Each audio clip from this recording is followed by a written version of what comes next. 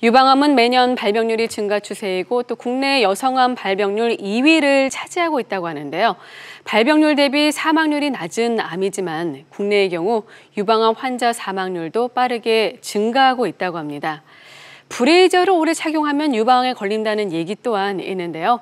10월 유방암의 달을 맞아 브레이저와 유방암에 대한 이야기 나눠보도록 하겠습니다. 허대영 의학 전문 기자 나오셨습니다. 안녕하세요. 네, 반갑습니다.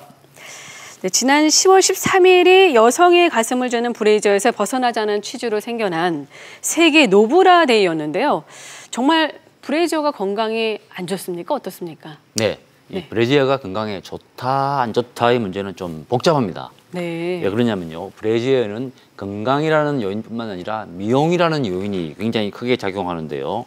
일단 미용의 목적으로 본다면 브래지어는 긍정적인 역할이 꽤 큰 편입니다.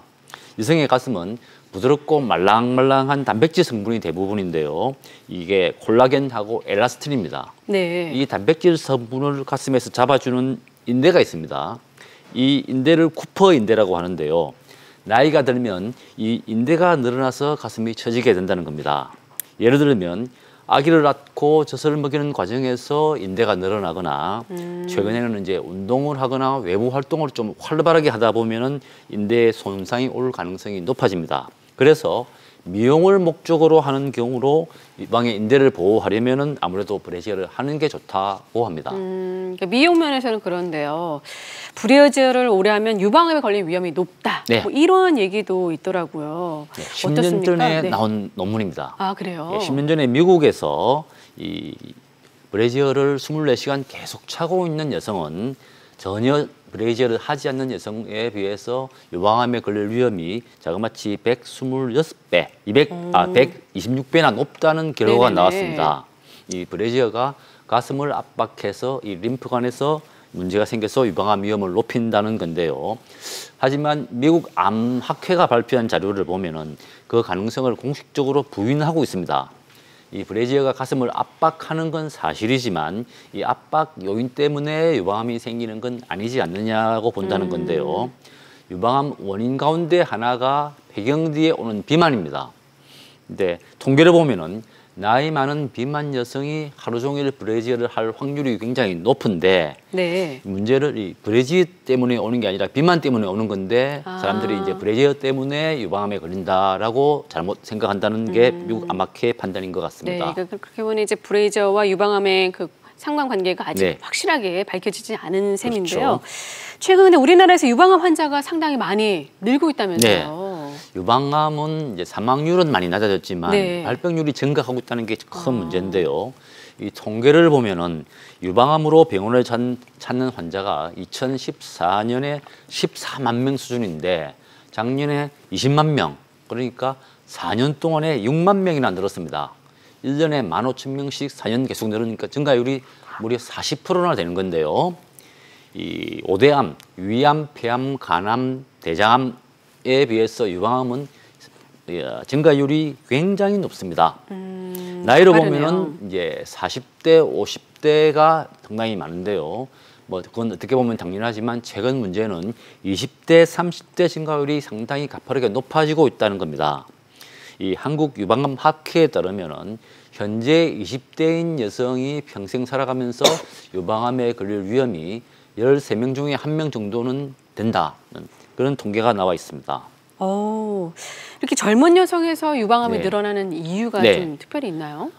유방암의 원인에 대해서 현재 확실하게 밝혀진 요인이 한 7가지가 있습니다.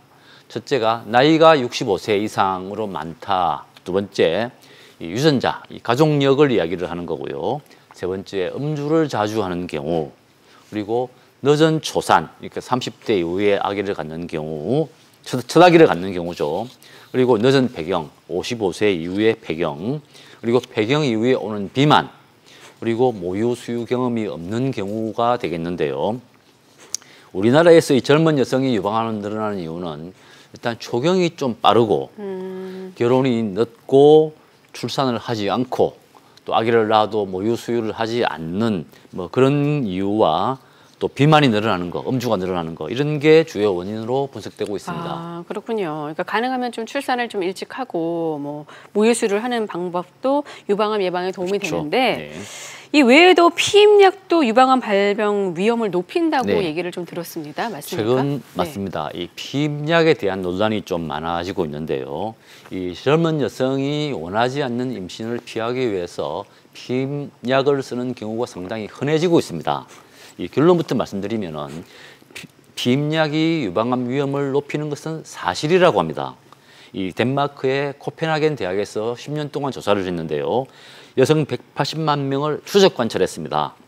이 피임약을 복용한 여성이 아무래도 피임약을 복용하지 않은 여성보다도 유방암 발병률이 조금 높게 나타나는 건데 요약하면은 그 위험은 그렇게 높지 않다고 합니다.